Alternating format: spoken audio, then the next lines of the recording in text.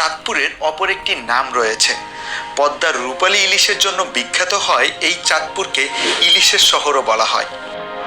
নদী, নৌকা, জীবন, এই তিনটিকে ঘিরেই এই চাঁদপুরের জীবনযাত্রা।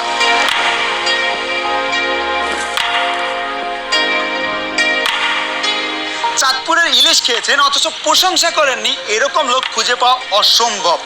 নদীমাতৃক এই বাংলাদেশ যে কতটা সুন্দর হতে পারে সেটা এইখানে না আসলে আপনি কখনোই বুঝতে পারবেন না। তাই তো শ্রদ্ধেয় হানিফ সংকেত স্যার বলেছিলেন, রৌদ্রোজ্জ্বল রূপালী ইলিশ নয়, নয় বেশি দূর, এখানে এলে দেখা পাবে তার এই সেই চাঁদপুর। ভাঙনের বুকে বিপন্ন তবু হৃদয়ে আসার সুর, এই সেই চাঁদপুর। হ্যাঁ বন্ধুরা, আজ আপনাদের নিয়ে যাব বাংলাদেশের অন্যতম সুন্দর এবং দর্শনীয় একটি স্থান, ইলিশের বাড়ি চাঁদপুরে। চাঁদপুর নামকরণে অনেকেরই দ্বিমত পোষণ আছে। কেউ কেউ বলে 12 ভূঁইয়াদের আমলে চাঁদপুর অঞ্চল বিক্রমপুর জমিদার চাঁদ রায়ের দখলে ছিল। এই অঞ্চলে তিনি একটি শাসন কেন্দ্র স্থাপন করেছিলেন। ঐতিহাসিক জে.এন. সেনগুপ্তর মতে চাঁদ রায়ের নাম অনুসারে এই অঞ্চলের নামকরণ করা হয় চাঁদপুর। এবং অন্য মতে চাঁদপুর শহরে পুরিন্দ্রপুর মহল্লার চাঁদ ফকিরের নাম অনুসারে এই অঞ্চলের নাম চাঁদপুর করা হয়েছে। 1984 সালের 15 ফেব্রুয়ারি চাঁদপুরকে জেলা হিসেবে উন্নীত করা হয়। চাঁদপুরের মোট আয়তন 1704 বর্গ কিলোমিটার এবং জনসংখ্যা 25 লক্ষেরও বেশি। বর্তমানে আমি এখন আছি চাঁদপুরে। আজকের এই ভিডিওতে চাঁদপুরের সমস্ত সৌন্দর্য আপনার সামনে তুলে ধরার চেষ্টা করব এবং সাথে সাথে আপনার সাথে শেয়ার করব যে এই চাঁদপুরে আপনারা কিভাবে আসবেন, কত টাকা খরচ হবে, কি কি দেখতে পারবেন। এক কথায় বলতে গেলে কমপ্লিট একটি ভ্রমণ গাইড দেওয়ার চেষ্টা করব। আর আজকের এই ভিডিওতে আমি আপনার সামনে চাঁদপুরকে একটু ভিন্নভাবে প্রেজেন্ট করব। সুতরাং চলুন ভিডিও শুরু করা যাক।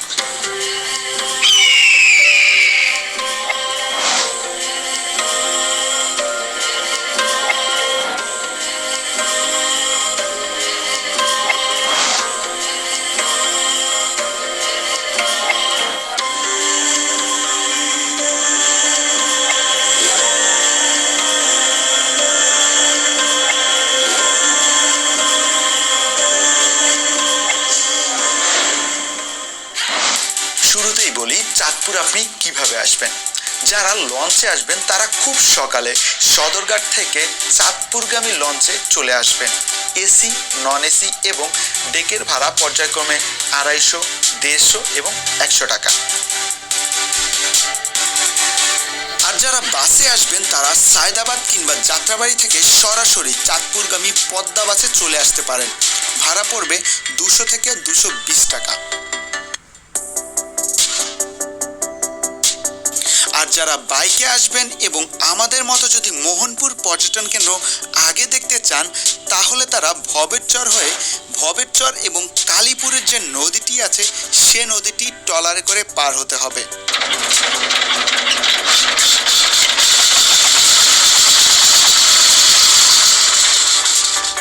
সুন্দর নদী এবং নীল আকাশ দেখতে দেখতে আপনি যখন কালীপুরে চলে আসবেন তখন সেখান থেকে সরাসরি আপনি মনপুরে চলে যেতে পারবেন খুব অল্প সময়ের মধ্যে।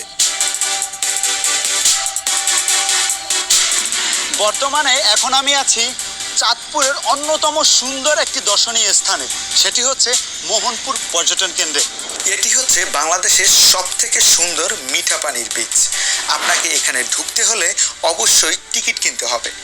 এখানে এন্ট্রি টিকিটের মূল্য জনপ্রতি 100 টাকা। আপনি চাইলে সাথে খাবারের প্যাকেজ সহ টিকিট কিনতে পারেন। সেক্ষেত্রে দুটি প্যাকেজ আছে, একটি হচ্ছে 300 টাকার প্যাকেজ, আরেকটি হচ্ছে 400 টাকার প্যাকেজ। আমার পাশেই যেটা দেখতে পাচ্ছেন এটা কিন্তু কোনো শিপ না। এটা যদি আপনারা শিপ ভাবেন তাহলে ভুল করবেন। এটা হচ্ছে শিপের আদলে গড়া একটি রেস্টুরেন্ট। এই রেস্টুরেন্টটা খুবই উন্নত মানের একটা রেস্টুরেন্ট। এই রেস্টুরেন্টের মধ্যে বিভিন্ন দেশি বিদেশি নানান রকমের খাবার এখানে পাওয়া যায়। আর এই যে এই মোহনপুরের অন্যতম মূল আকর্ষণই হচ্ছে এই রেস্টুরেন্টটি, কারণ শিপের আদলে গড়া এই রেস্টুরেন্টটি আসলে খুবই সুন্দর লাগে দেখতে। আর এগুলো ড্রোন ফুটেজ যদি আপনি দেখেন তাহলে আপনি তাকিয়ে থাকবেন। এখানে আসলে আপনার ভালো লাগবে, এটি আমি 100% শিওর। কারণ নদীর পাড়টাকে বেড দিয়ে এবং ঝাউ গাছ লাগিয়ে এতটা সুন্দর করা হয়েছে যে এখানে আপনি কক্সবাজারের পরিবেশটা খুঁজে পাবেন। 30 টাকা ঘন্টায় একটি বেড নিয়ে নদীর সৌন্দর্য মন ভরে আপনি উপভোগ করতে পারবেন। এখানে সুন্দর মনোরম পরিবেশের সাথে সাথে বাচ্চাদের জন্য রয়েছে বিভিন্ন রাইডের ব্যবস্থা। নদীতে গোসল করে কিংবা 100 টাকা দিয়ে স্পিড বোর্ডে ঘুরে অথবা বাচ্চাদের বিভিন্ন রাইডে চড়ে আপনি জায়গাটাকে খুব ভালোভাবে উপভোগ করতে পারবেন। আসলে একটা নদীর পার্কে যে এতটা সুন্দর করা যায় সেটা এখানে না আসলে আপনি কখনোই বুঝতে পারবেন না। মোহনপুর পর্যটন কেন্দ্র দেখা শেষ করে এখন আমরা চলে যাব চাঁদপুর মেইন শহরে। আপনি সিএনজি অথবা অটোতে চাঁদপুরে যেতে পারেন, সেক্ষেত্রে আপনার খরচ হতে পারে 100 থেকে 120 টাকার মতো।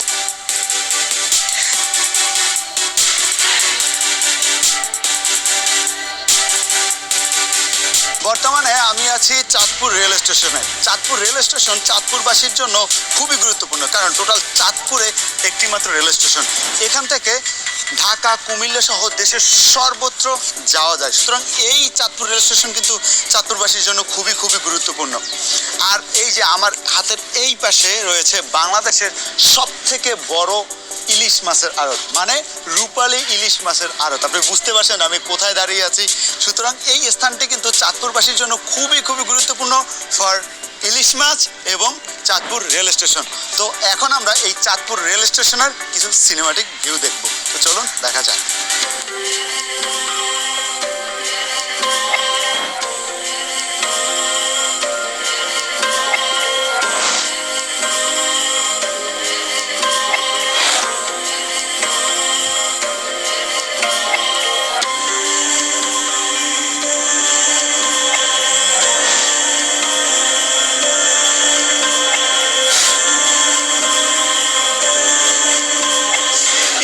শহরে আসছি আর ইলিশের একটি চত্বর পাবো না, এটা কি করে হয়? এই ইলিশের চত্বরটি বঙ্গবন্ধু পর্যটন কেন্দ্রের মধ্যেই অবস্থিত। আসলে চাঁদপুর মানেই ইলিশ আর চাঁদপুর মানেই রূপালী ইলিশের সমাহার, সেটি কিন্তু এই ইলিশের চত্বরটি দেখলেই বুঝতে পারে। এই ইলিশের চত্বর আসলেই খুবই অসাধারণভাবে তৈরি করা হয়েছে।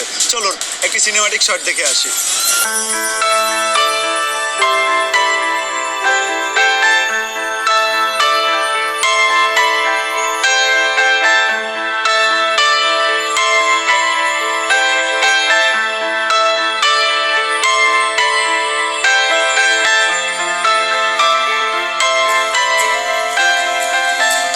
চত্বর থেকে একটু সামনে আগালেই এই স্থাপনাটি আপনি দেখতে পারবেন। এটি হচ্ছে রক্তধারা স্মৃতিসৌধ।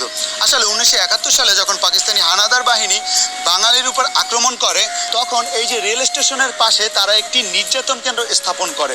মানে যারা বাংলাদেশের স্বাধীনতার সাপোর্ট করেছে, যাদেরকেই মনে হয়েছে যে এরা বাংলাদেশি সাপোর্টার বা বাংলাদেশের স্বাধীনতার সাপোর্ট করে, তাদেরকে ধরে এনে হাত পা বেঁধে এই নদীতে ফেলে দেওয়া হয়েছে। এখানে বিভিন্নভাবে নির্যাতন করে তাদেরকে মারা হয়েছে। আসলে সেই সমস্ত শহীদদের স্মরণেই এই স্মৃতিসৌধটি নির্মাণ করা হয়েছে। আসলে আমাদের বাঙালি যে স্বাধীনতার জন্য কতটা কষ্ট সহ্য করেছে, আসলে সেটা কখনো ভাষায় প্রকাশ করার মতো না বা বুঝাবার মতো না। কিন্তু এই স্মৃতিসৌধগুলোই আমাদের মনে করিয়ে দেয় যে আমাদের বাঙালিরাও রক্ত দিতে জানে।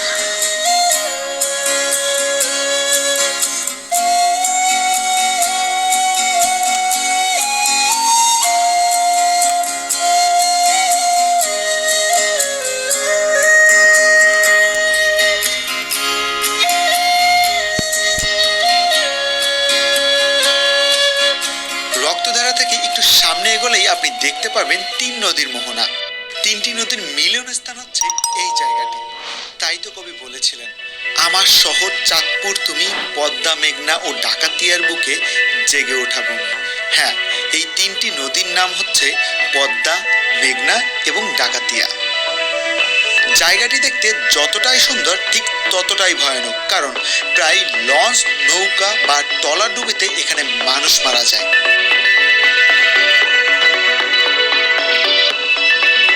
চাঁদপুর ভ্রমণের সর্বশেষ জায়গাতে এখন আপনাদের নিয়ে যাব, সেটা হচ্ছে লোহাগড় মঠ। চাঁদপুর থেকে মাত্র 100 টাকা সিএনজি ভাড়ায় আপনি এখানে চলে আসতে পারেন। ফরিদগঞ্জ উপজেলার লোহাগড়া গ্রামে এর অবস্থান। আমার পিছনে যেটা দেখতে পাচ্ছেন সেটা হচ্ছে লোহাগড় যে মঠ, সেই মঠটা। ঠিক আছে, মঠটা কিন্তু অনেক বড়, কিন্তু এখানে যদি আপনি আসেন এখানে আসতে হলে বৃষ্টির দিনে অনেক কষ্ট হবে, কারণ অনেক কাদা রয়েছে। আর এটার ইতিহাস বলতে গেলে হচ্ছে লৌহ এবং গড় নামে আর কি দুই ভাই ছিল, তারা জমিদার ছিল। তাদের নাম অনুসারে এই এলাকার নাম করা হয়েছে লোহাগড়। আর এই যে মঠগুলো, এই মঠগুলোর নামকরণ করা হয়েছে লোহাগড় মঠ। তো মঠগুলো দেখতে অনেক বড়। এখানে না কি হচ্ছে, আদিম যুগে মানে আগে আর কি 5টা মঠ ছিল, তো কালের বিবর্তনে মঠগুলো হচ্ছে পরিবর্তন হয়ে এখন 3টি রয়েছে। কিন্তু এখানে যে বড় মঠটি, এটি দেখতে কিন্তু আসলেই অনেক সুন্দর। কষ্ট করে হলো এখানে আসবেন, এই মঠগুলো দেখবেন, দেখেন অনেক বড়। তাদের শাসন আমলে এখানে তারা হীরা, সোনা, গহনা ইত্যাদি মূল্যবান সম্পদ রাখত। মঠগুলোকে অনেক শক্ত করে বানানো হয়েছে এবং খুব সুন্দর করে নকশা করা হয়েছে, যেটি আপনি নিজ চোখে না দেখলে কখনোই বুঝতে পারবেন না বা কখনোই এর সৌন্দর্যটা খুঁজে পাবেন না। তাই আমার ছোট একটি রিকোয়েস্ট, আপনি যদি চাঁদপুর ভ্রমণে আসেন তাহলে অবশ্যই এই লোহাগড়া মঠ দেখে যাবেন।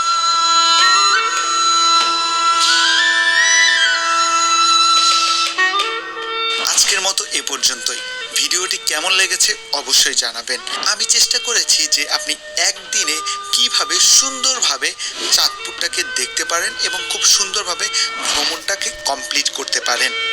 ভিডিওটি যদি আপনার ভালো লেগে থাকে তাহলে অবশ্যই লাইক, কমেন্ট, শেয়ার করে আমার সাথে থাকবেন। আর আমার পরবর্তী ভিডিওগুলো যদি আপনি পেতে চান তাহলে অবশ্যই সাবস্ক্রাইব করে বেল নোটিফিকেশন অন করে রাখবেন। দেখা হচ্ছে নতুন কোনো দিনে নতুন কোনো ভিডিও নিয়ে। সেই পর্যন্ত ভালো থাকবেন, সুস্থ থাকবেন আর আমার জন্য